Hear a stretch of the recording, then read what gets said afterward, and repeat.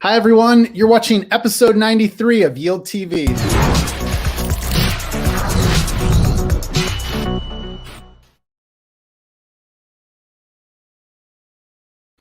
Hey, welcome back, everyone. It's Tuesday, March 30th, 2021. I'm really excited. We get to talk with Stefan today from Reflexer Labs.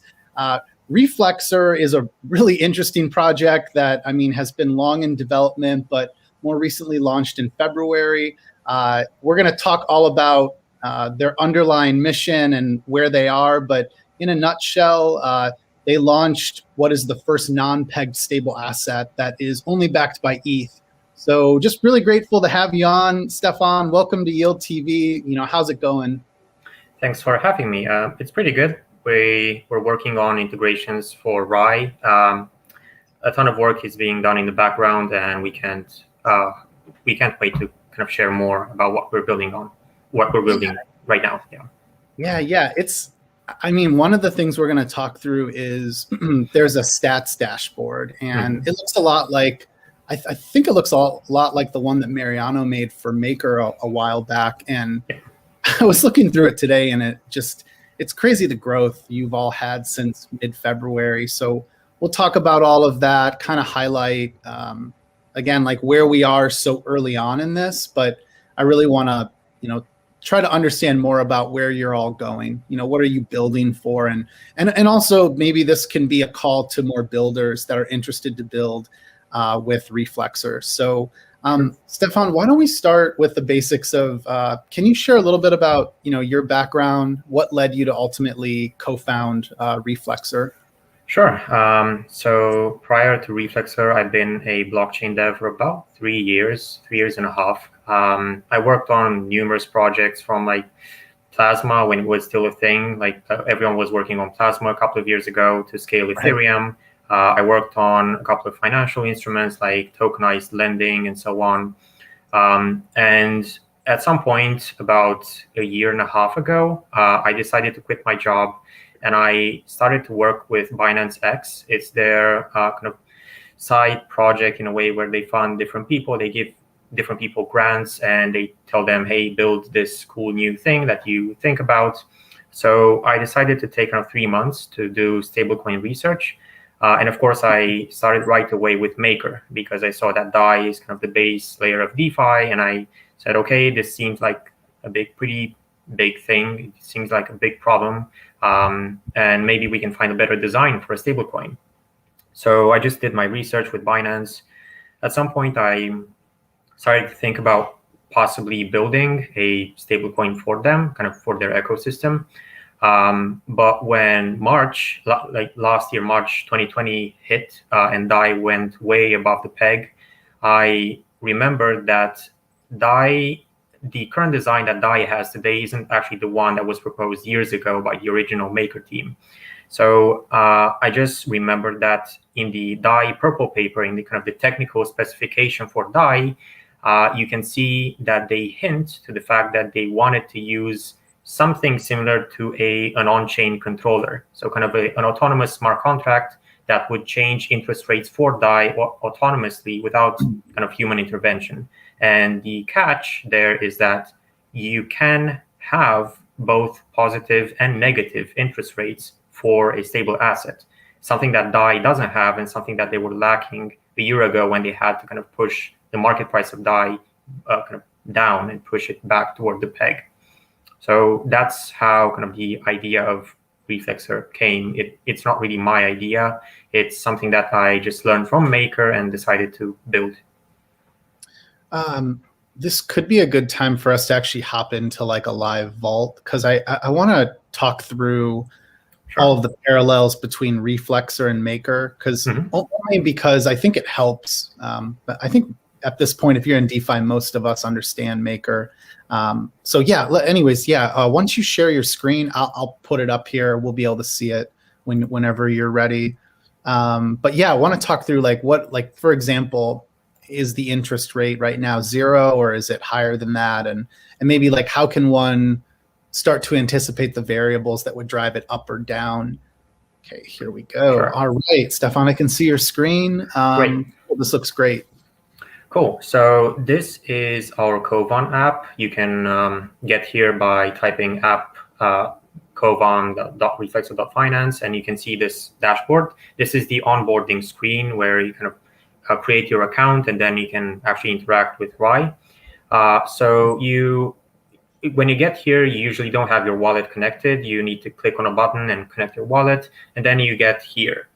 In case you don't have an account, you need to create one. And an account is very similar to something that Maker has. It's a smart contract that you can use to interact with Rye very easily. So you can bundle different transactions together and send them at once. So if you want to use our app, you need to click on Create Account. You then get this transaction, you confirm, and then you need to wait for the transaction to be mined.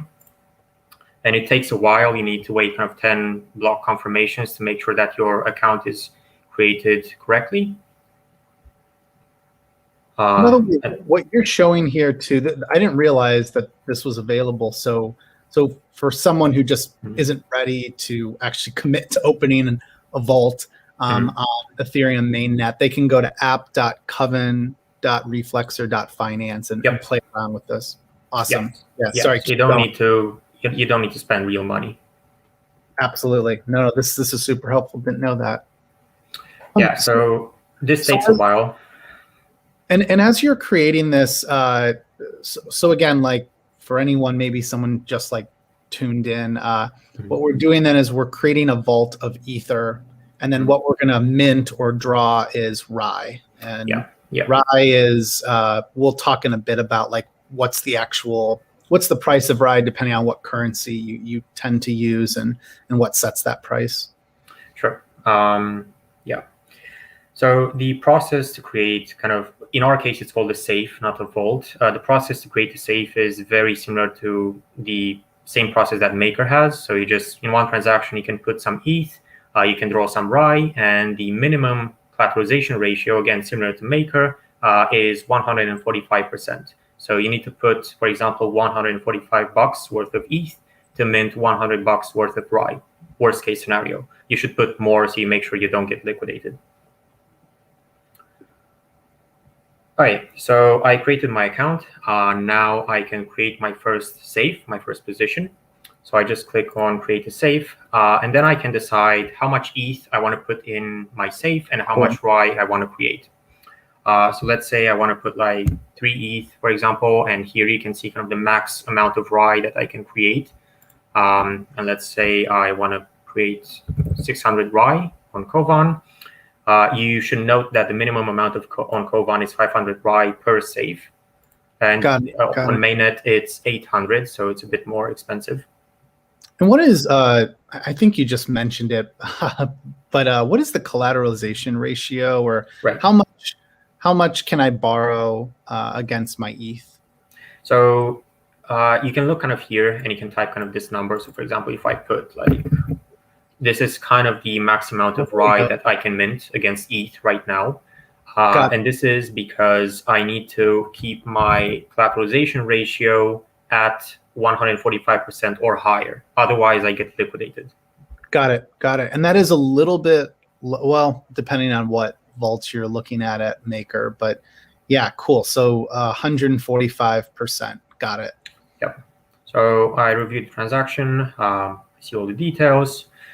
So this, you can see here that the Rye redemption price. And the Rye redemption price on Kovan is the current kind of moving peg that Rye has on Kovan. So this is the price that the market price of Rye, for example, the price for Rye on Uniswap, should follow or should come back to at some point in the future, if they are kind of different from each other. So I confirm my transaction again. MetaMask. That redemption price, as we're waiting here, that redemption price is we can look at a graph here in a bit, but the redemption price is what we should see the market price follow, right? That's the goal is like if I'm an LP in ETH Rye on Uniswap, our goal is to track that redemption price. So if the redemption price goes up, then the price of Rye should be going up, and if it goes down, then the price of Rye in the free market, or whatever you want to call Uniswap, should go down.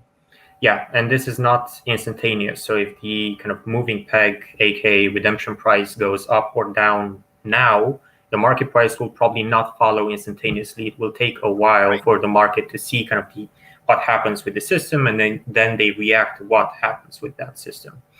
So interesting. Do you one follow-up to that is, like, I mean, at this point, I'm one of many users who's, I don't really use bots, but I assume that, like, the real market makers, the ones that are driving liquidity in DeFi, that it's all bots. I guess, is that what we're to anticipate here as well? Like, I assume, like, we're going to have, like, the upper echelon market makers in DeFi, like, actually driving that up and down according to what the redemption price is. Yeah, so in terms of kind of following the moving peg, or even kind of the target audience for Reflexer is very similar to the target audience for Maker. So in general, people who want to lever pretty hard on ETH, who have capital, and they want to do whatever. They want to mint Rye and then possibly sell Rye for more ETH and continue to do that, or if they want to kind of mint Rye to do something with that Rye in DeFi. Absolutely. Okay. Yeah, makes sense. Sorry, Stefan, I interrupted you then. So we now have the safe that's been created. Yeah. This is on, if anyone just tuned in again, this is on Coven testnet if you want to play with this for free. Right. So I have my kind of list of safes here, and I can go to each individual safe and manage it. Here I can see all the details about this specific safe. So I can see kind of the liquidation price of ETH. Kind of this is the price of Ether when I get liquidated, when this safe gets liquidated. This is the current price of ETH that's used inside the system. The amount of ETH that you have, that we have here in the safe, the amount of Rye, the total amount of Rye that's in the safe, the total amount of debt that you have, and the current collateralization ratio. And this here is the liquidation penalty. Again, it's very similar to what Maker has. This is kind of an extra amount of Rye that someone needs to pay when your safe gets liquidated and the ETH that's in here gets auctioned. So again, we kind of very similar to Maker. We have auctions that sell ETH that's confiscated from your position in case you get liquidated. And this is kind of an extra amount of Rye that someone needs to pay on top of this amount that's currently here. Got it.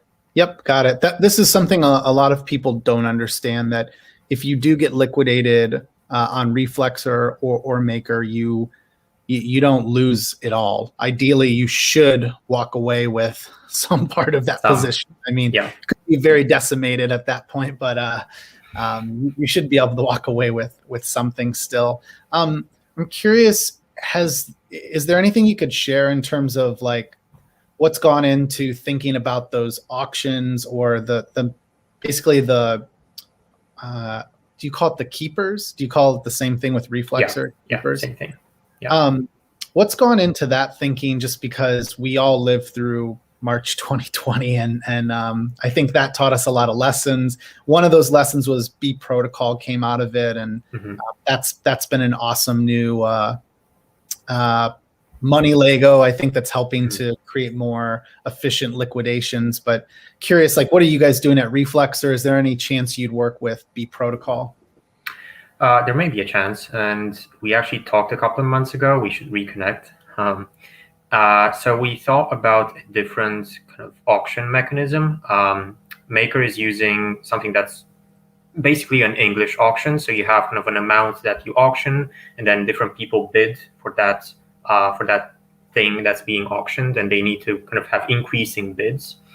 And you need to bid, and then you wait a while, and then the auction ends, and then you actually pay and get your ETH from the auction. We thought about a different mechanism that's very similar to how auctions are done in Compound, for example. The system auctions ETH. It requests a specific amount of Rye, and then you can instantly bid with Rye to get ETH. and you get ETH at a discount compared to the price that's currently in the system.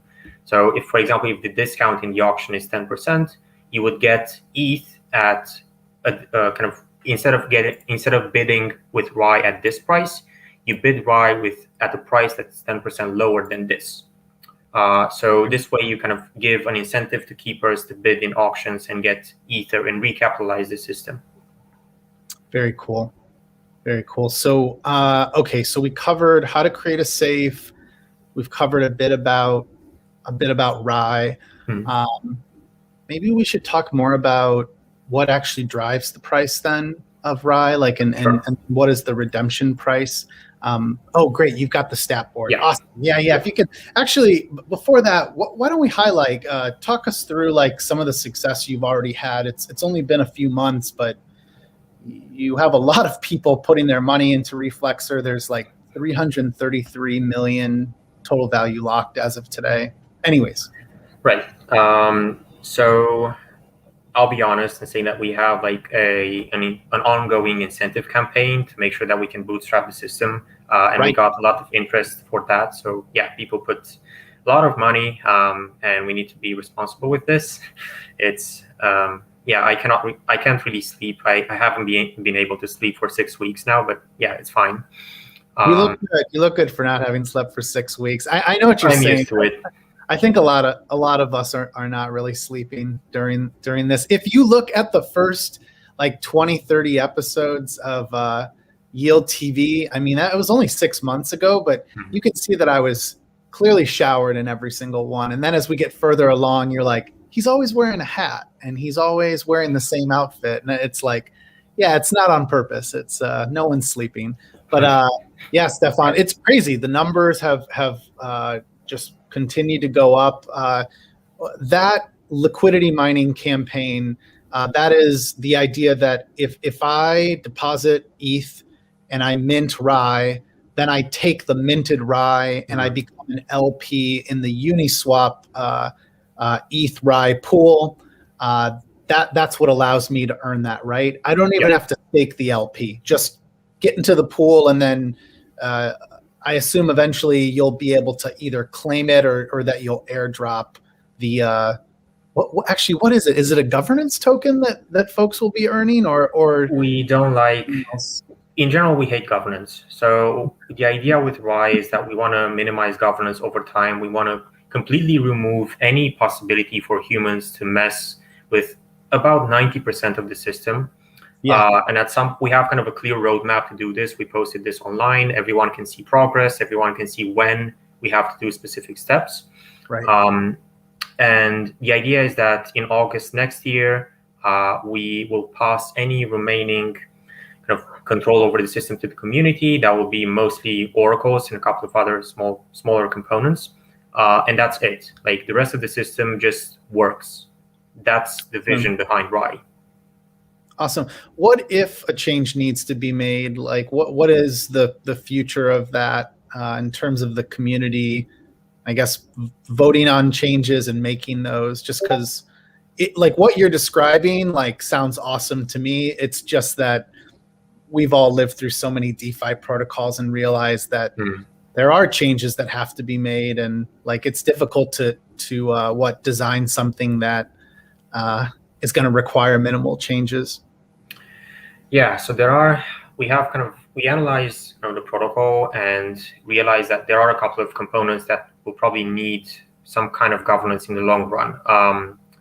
One type of component is the oracle, so kind of the oracle for ETH or the oracle for RAI. You always see different oracle solutions coming on the market. There might be kind of a completely different, kind of an amazing solution in 5 years from now, and we might want to kind of migrate to that.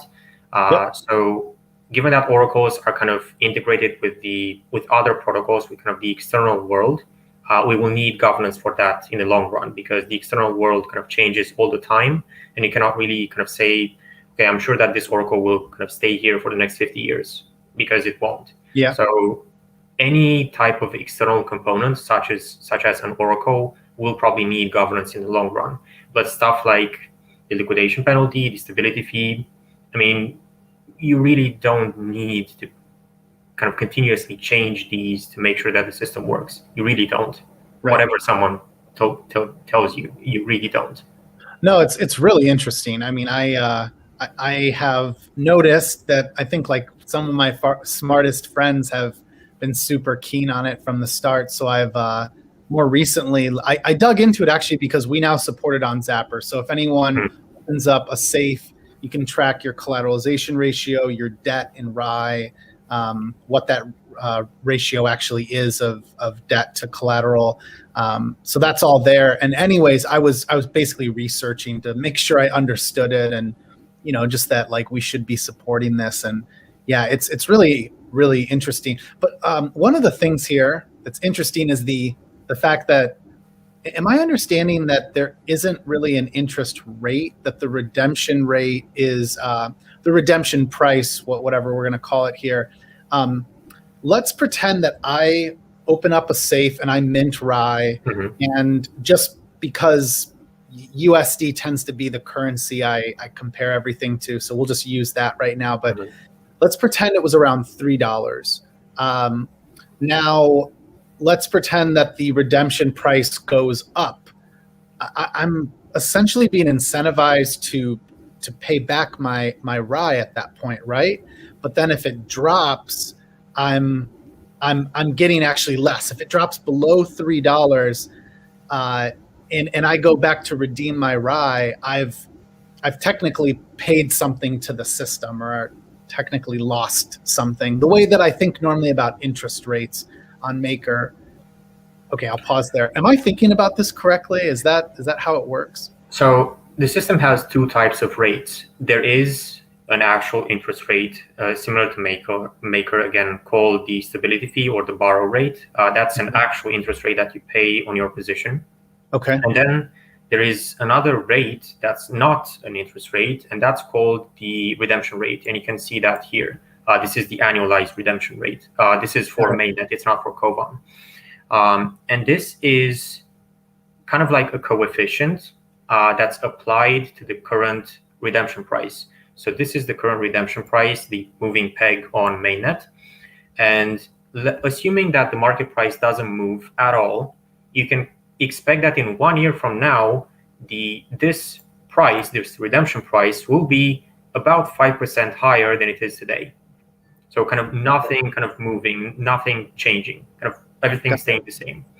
And that's how the system incentivizes you to pay back your debt, as you said, because if you expect that this redemption price goes up, you also expect that at some point, possibly, hopefully, the market will react to this, and they will bring the market price close and back to the redemption price, meaning that kind of in 1 year from now, or whenever the market price goes up, it will be more expensive for you to close your position because you need to get RAI from the market. You need to buy it back at a higher price than it was kind of 1 year ago or whenever.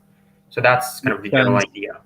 Unless we eventually find that we're using RAI more and it becomes a more common medium of exchange, right? Like that. I mean, I think that's what, in like trying to understand Reflexer, I think a part of the future success of this is seeing people live in RAI, just like I think we've all said living in DAI has been a windfall for those that need exposure to a more stable currency like the US dollar compared to other parts of the world. Okay, so this now makes sense, and making sure everyone like heard that. So I incorrectly explained that the annual borrow rate is like the usual sort of interest rate that we all think about. So what pushes the annual borrow rate up or down? And then also understanding this could get a little too complex, but if you can try to dumb it down for me and others, what drives the annual redemption rate up or down? Right. So TLDR, RAI works like this. If the market price of RAI on the secondary market, for example, Uniswap, is below this redemption price, the redemption price will start to go up.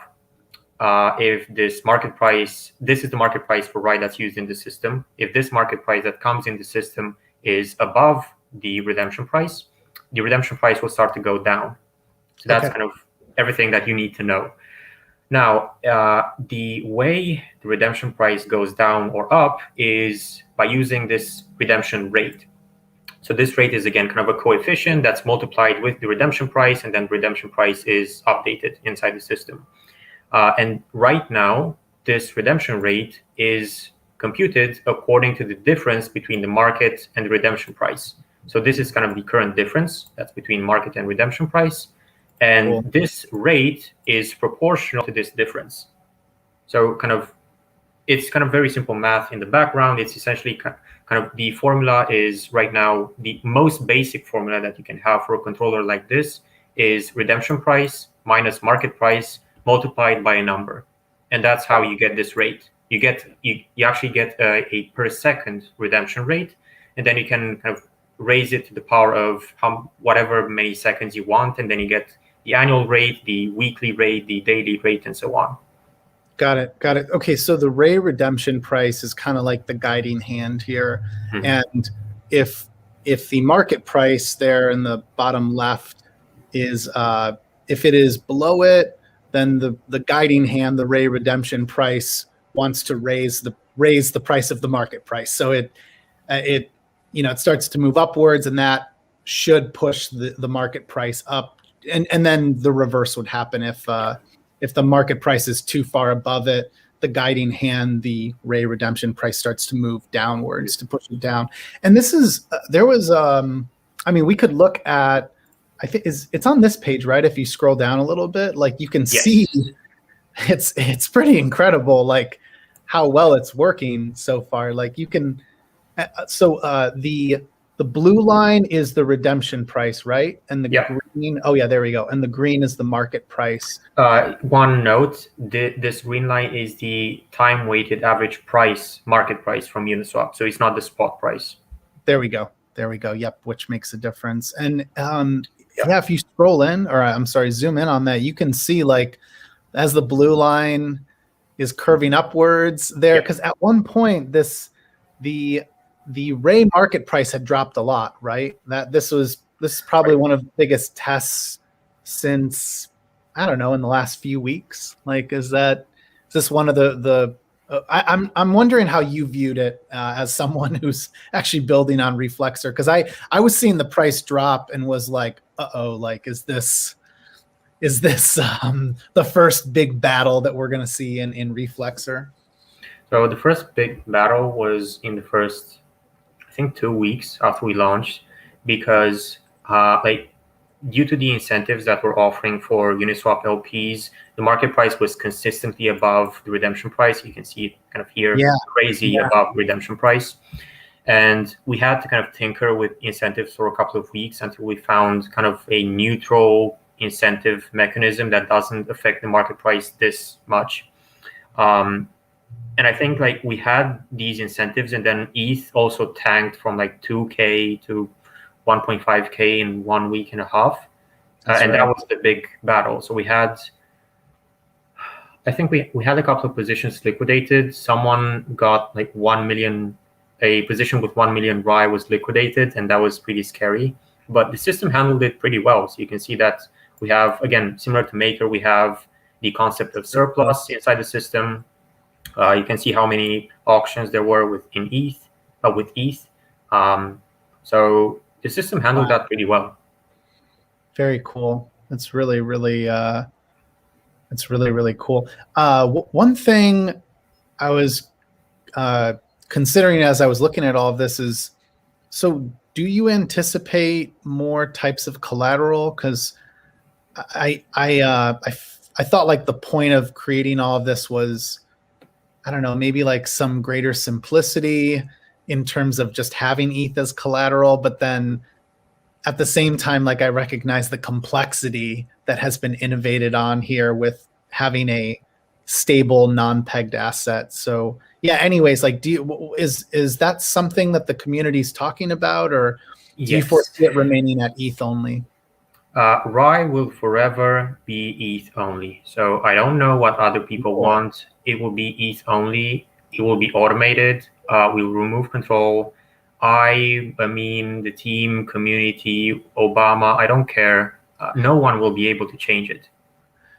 I love it. Yeah, no, that's really interesting then. So what I guess like is there like a deadline for that, or is it just, continue to work on this and the community eventually will decide or vote that okay, we're ready to automate? So you can see the deadline if you go at docs.reflexer.finance and then you go at the governance minimization guide and scroll to the bottom. Wow. You can see the very detailed deadline kind of roadmap to remove control from very specific contracts. So this is kind of the first deadline. 14 months post-launch, these contracts will be governance minimized, meaning that after we governance minimize, we will either not have control at all or have control over very specific parameters within its very specific bounds. Wow. And then we have the second deadline, 18 months post-launch, so in August next year. These are the very core contracts that will be governance minimized. And from this point on, we cannot change it. Like, it's just working. So Stefan, what are people mining for right now? What is the token that will be retroactively airdropped? Or actually, is it airdropped or will people have to claim it? They're probably very similar to what Uniswap did with a Merkle distribution. So you need to click a button and then we check in the background that you're in the distribution and then you redeem your amount. That makes sense. Otherwise, I was going to say gas is so expensive. Oh my gosh. Yeah. The days of airdrops, those are gone. No longer. Gotta do the claim now. Cool. So we'll look to people claiming, and then what is that they're looking to earn? So the token is the equivalent of MKR that's in the maker system. In our case, it's called FLX. And the functionality is again very similar to the one in MKR. So in the long run, FLX is used to govern the very few components in the system. So again, oracles and other external components. And the second thing is that FLX is kind of protecting the system in a way very similar to how MKR is diluted when there is bad debt in the system. Again, you can think of kind of what happened last year. The system had to autonomously print new MKR to cover bad debt. The same thing would happen for RAI. So the system would, again, autonomously mint more FLX and try to cover the bad debt inside the system. And that's how FLX is being used inside the protocol. Very interesting. So it helps to act as like a backstop, right? That's the main utility of it, but not like we've compared this to Maker. This is not intended to act as a governance token. I mean, many people said on Twitter that if we still have governance, then it is a governance token. But I'm like, well, yeah, but we still like to think of it as a token that has less and less governance over time. So the goal is not to perpetuate governance forever. It's to try and find ways to minimize it. It's really interesting. In a way, it sort of reminds me of like this reverse story that we saw with synthetics where, it started out very centralized. And I think everyone, even for myself, who was a part of the community, I was like, man, to pull this off to truly decentralize, having started out so centralized, is this really going to work? And I think lately, I think we've all said, yes, it has worked. It's working very well.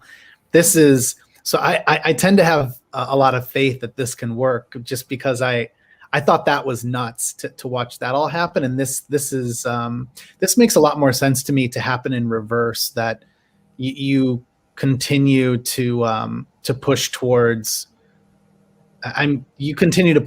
this like autonomous system. Like it's a radical idea. It's really, this is why people I think have been so excited about Reflexer. And like one thing, Stefan, just to I think get some more excited, if they've never gone to check out Reflexer.finance, is can you call out some of the members of the community? I mean, there's a lot of reputable, members of your community that I think have already done so much in DeFi. And that's what caught my attention. I'm like, if they're interested, then I should be looking at this more closely.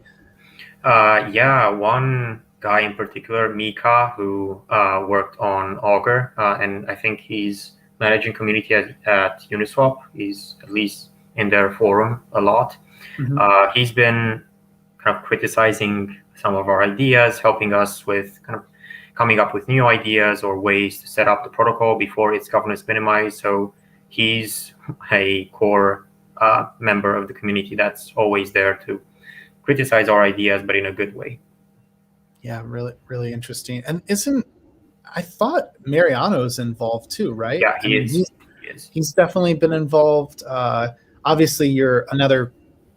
Well, does Amin assume a co-founder title? Whatever it is, Amin has been instrumental in pushing this forward. Amin Soleimani, if anyone's unfamiliar with him, he's the founder of Spank Chain, and he's worked on so many different projects. I mean, Ethereum has benefited so much from the work that he's done. He's behind Moloch DAO. Yeah, just really an outside the box thinker. So Amin is kind of the main driving force behind us kind of in the long run having a DAO. He's thinking, I hope I'm not leaking anything, Amin. He's thinking about building Moloch v4, so we can use that for Reflexer or a Reflexer DAO later down the road after we governance minimize. Because right now, I don't think there is any good setup for a DAO that might be good enough for Rye. Like right now, to be fair, if we would have a DAO right now, there's a huge probability that a whale can just come, vote to extract all the capital, and then run. I'm like, well, yeah. That's really a great design. So we need to think about something better. Yeah. No, it's a lot of really challenging design issues in DeFi, but I even think back like a year ago, and just like so much has already been solved for, or at least like is seeing that sort of progress. Yeah, this is it's a nuts project. I'm trying to think of what else there was about Reflexer that maybe confused me at first, but I think we've nearly covered everything. We talked about, again, the redemption price, the difference between that and what is an actual interest rate, what drives the redemption rate up or down in a nutshell. Let's see.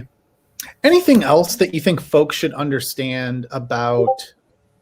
About the redemption rate, or just Reflexer in general? Like that to me is like I haven't opened up a safe yet, but I've like almost pulled the trigger. It's like on this this note on my phone that I'm constantly updating with like new things I need to try, and Reflexer has been on there for about like 4 weeks now, and this is definitely pushing me over the edge. Like I feel like I now understand that redemption rate, but I guess maybe what I'm digging for, Stefan, is I'm trying to think of like what else could go wrong. Like what else should I be thinking about to say, okay, if XYZ happens, some of my assumptions were wrong, and I need to bail on this or get out of my position.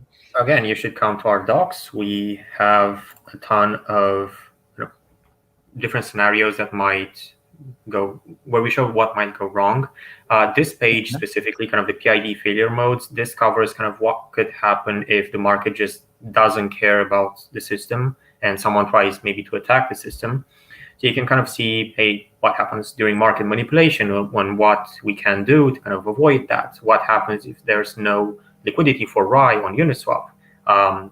Skewed incentives, this covers kind of what happened a couple of weeks ago when we had kind of LP-only incentives and the market price was consistently above redemption price, and redemption price was just going down. This negative feedback turning positive, this essentially says that the market doesn't really care at all about the controller, so what we can do in this case. And again, failure prevention.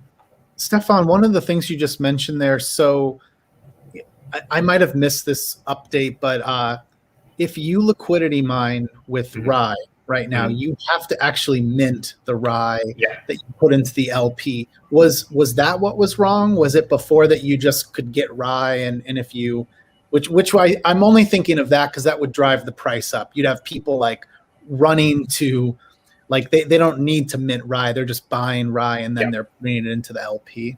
Yeah, so incentives are really powerful, and again, you can see like the shift when we changed incentives, kind of the huge shift that we had like around 8th of March. So here we just announced, say, from this point, you don't get rewards if you just buy an LP, and then boom, you can see the market price going down, and then from that point on, it's kind of hovering. It went kind of a lot down because ETH also crashed, and right now, kind of the pool on Uniswap is huge, so the price of Rye is kind of sticking together with the price of ETH until we get more activity and more kind of market makers. And then now it's finally kind of coming up again. So interesting. Yeah, it's such a cool project. Like I think a part of it that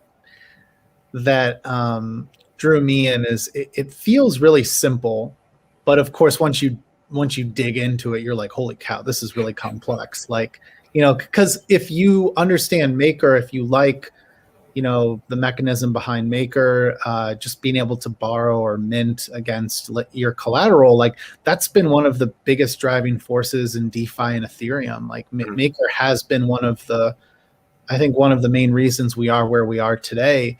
But this is just that slight tweak that you've made it's a really radical idea. I mean, I'm hoping in 14, 18 months that we start to see more transacting in Rye. Like I think the rise of stable coins over the last few years is remarkable. It's the amount of liquidity, the dependency on it. Like stable coins is what allowed me to turn my bank account into like the off ramp.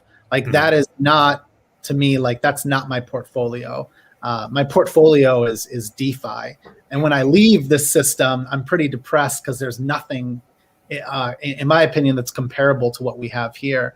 So similarly, it makes sense that we should have this native stable asset, which in this case is just, this is like a new foreign currency to me. This is it's not pegged to the dollar. It's not pegged to any of the big foreign currencies in the world. This is a native digital asset that is meant to be stable. Unlike, I think, what we talk about with like Bitcoin long term. People have always speculated Bitcoin could be that medium of exchange, but I don't think it will be. Yeah, so. I don't think so. No, not with what we have on Ethereum now. But Stefan, anything else that you think is misunderstood about Reflexer, or just that the average user should understand before potentially getting involved? Yeah, so kind of we talked before this show about kind of the Forex market and how like right now people in crypto think that stability equal you need to peg to fiat, which is completely false. You go kind of one layer deeper and you ask people, what's the US dollar pegged to? And they don't know what to answer because the answer is nothing. It's pegged to your belief that that US dollar will still be there. And it's also maintained, unfortunately, by violence that's kind of used by your government to impose that currency on you. That's it. Like that's it. That's money. That's it. That's money. Yeah, you're right. That's money. That's all money. Like in the world that we live in, and in the physical, the meat world, versus like what we're living in here with DeFi is really, this is the stepping stone to a true like metaverse. This is why, like I think like we've all been fascinated by what's going on in VR, because it's like, hey, like we have a digitally native finance system now that could power that. Anyway, Stefan, back to what you were saying. So yeah, if you understand that the US dollar is not pegged to anything, that it's just our belief, then how does that play into Reflexer? Then the next question is, why can't we just make a currency that's in a way backed, you can say, by mechanism design and does the same thing as the dollar? It's just not pegged. It just floats around and it's stable. Like that's what maybe you can think of euro, how it's stable against the dollar. It just floats around. It's not pegged, but it's stable. Right.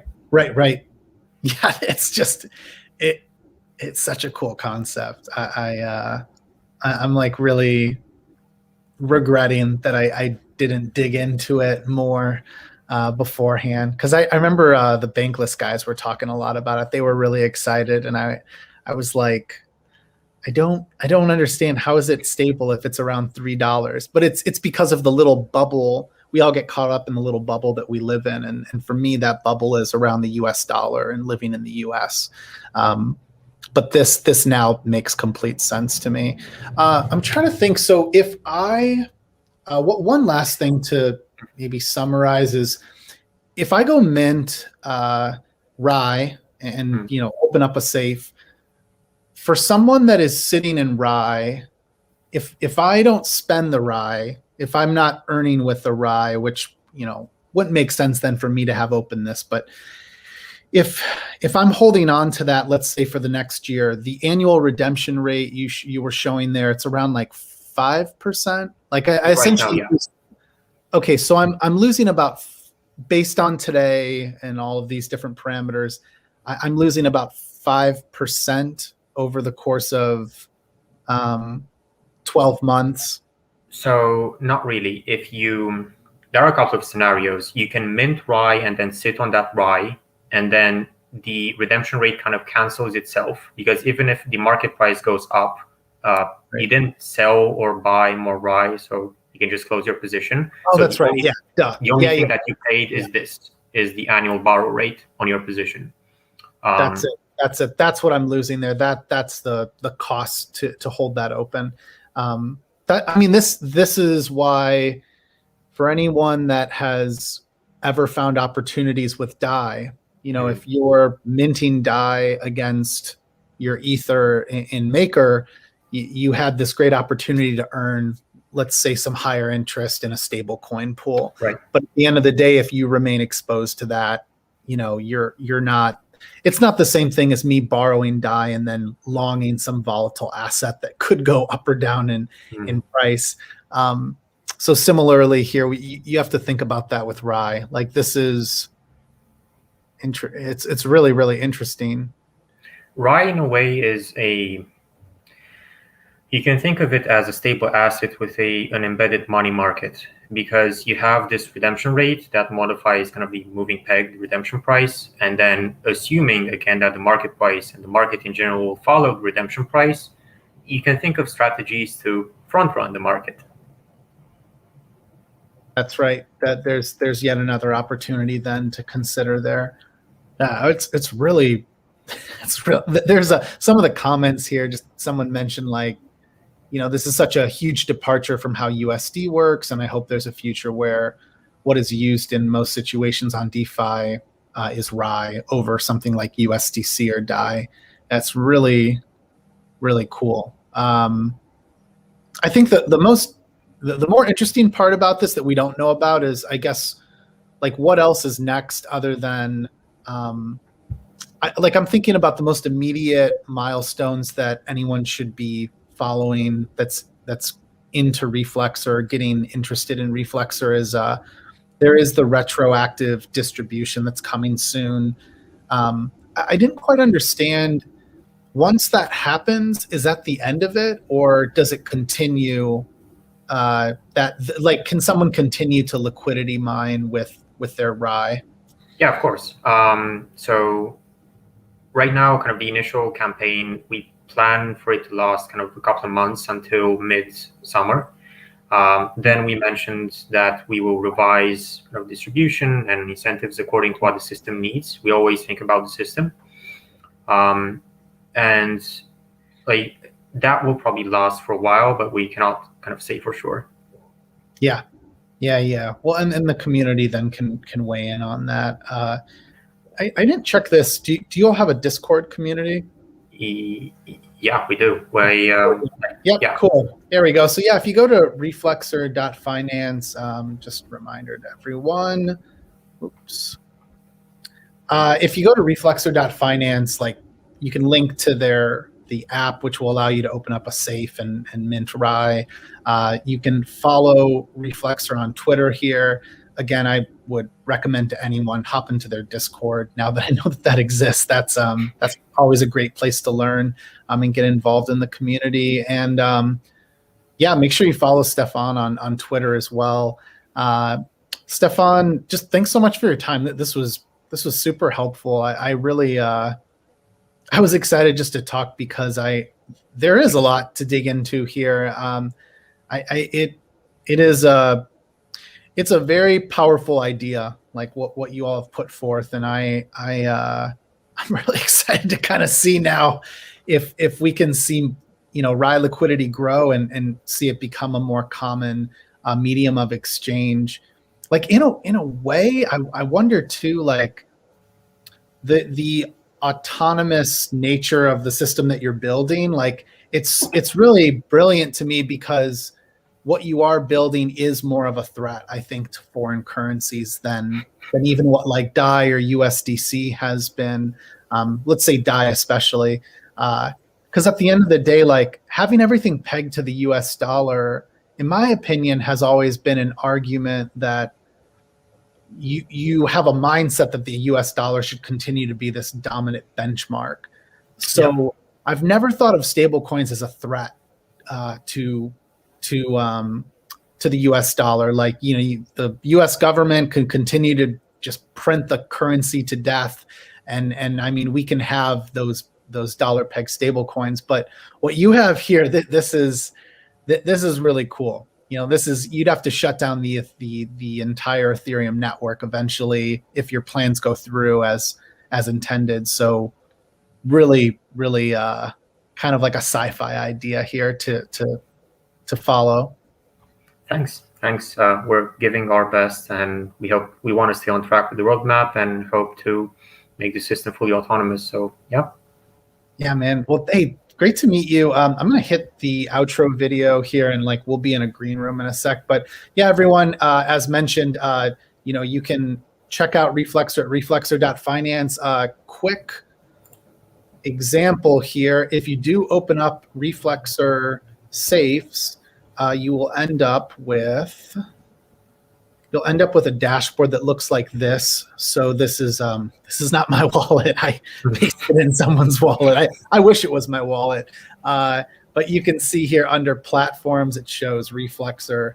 And then, yeah, you can see like this person has 1.2 million in ETH that's deposited. They've minted about 453,000 Rye. I'm sorry, not 453,000, $453,000 worth of Rye. And then there's the collateralization ratio, which needs to be above 145%.